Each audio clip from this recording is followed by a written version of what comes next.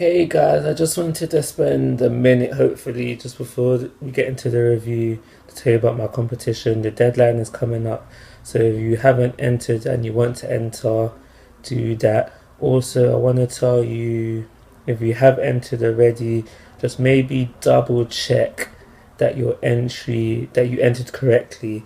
If I have told you that your entry is through, then that's fine. You don't need to check nothing. But maybe just double check that you followed the instructions just to save yourself some disappointment. Full details will be in the suggested video, which should be appearing now. And let's just get into the reviews now. Hey guys, how you doing? This is Manga etc. I'm here today to bring you the review for One Piece Manga chapter 817. So we start off when we see Jack. Now I can't remember exactly what was said about what happened when Jack tried to save Don Flamingo, but for the most part we can say he wasn't captured and he's definitely not dead. Did he save Don Flamingo? We don't know. He doesn't make a presence in this chapter.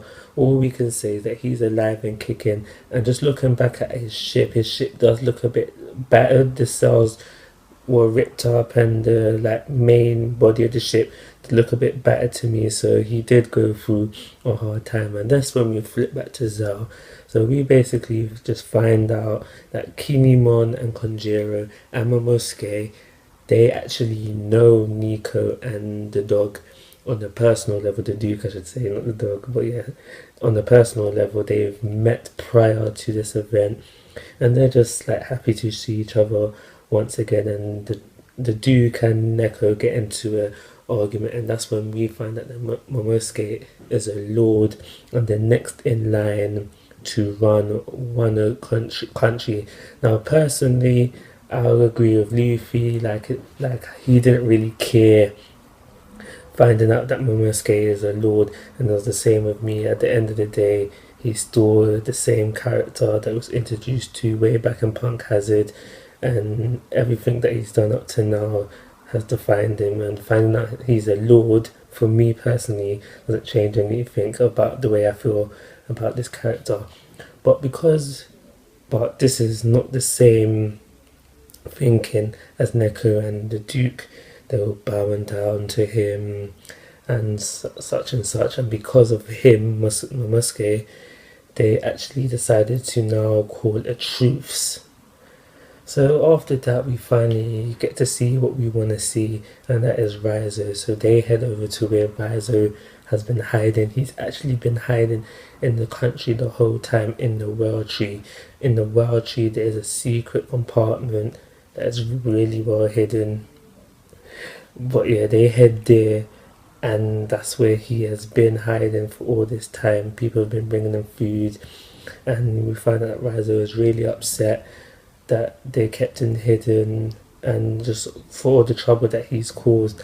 On the way to Raizou, we see all the guys. So that is Luffy, that is Usopp, that is Chopper, that is Frankie, that is Slyly, Zoro, and Law as well. Yes, even these two serious characters were also getting involved. And they're just really excited to meet Raizou. They're like, oh, can't wait to see some ninjutsu. I can't wait to see some elemental ninjutsu. I can't wait to see him throwing shurikens. And so yeah, they all wanted to see that.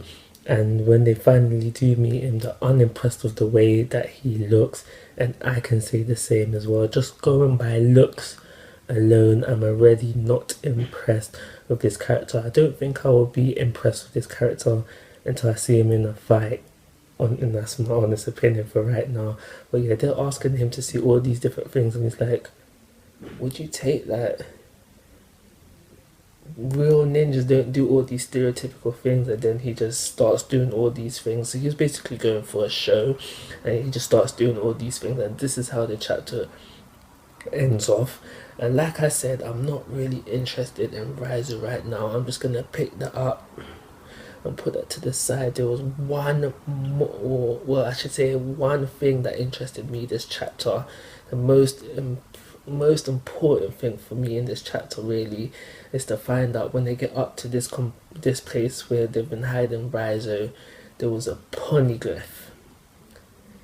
Yes, a poneglyph. So Robin notices that straight away, and she's like, can I read this? Like, do you mind if I can read this? So And just by what else going on in the chapter, I get the impression that like even the Duke, even Neko, like obviously because they can't read the language, they don't know what's written on this poneglyph. So I'm really interested to find out what it is that is written. It is said in the chapter that it's a darker shade of red, and the Duke did know that this poneglyph was supposed to serve a different purpose, but that doesn't mean that it can't somehow tie into the Void Century and then essentially Robin's goal, Robin's dream, the thing that she wants to achieve for the end of One Piece, why Robin is a part of this story.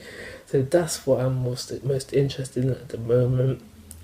I'm going to give this chapter 3. It wasn't really much going on to get me just finding out that Kinemon and such knew Neko and the Duke prior, finding out Momosuke is a lord, meeting Raizou, finding out that there's a poneglyph on Zao. That's the most unexpected thing to come out of the chapter. So, not much, I'll give it a 3.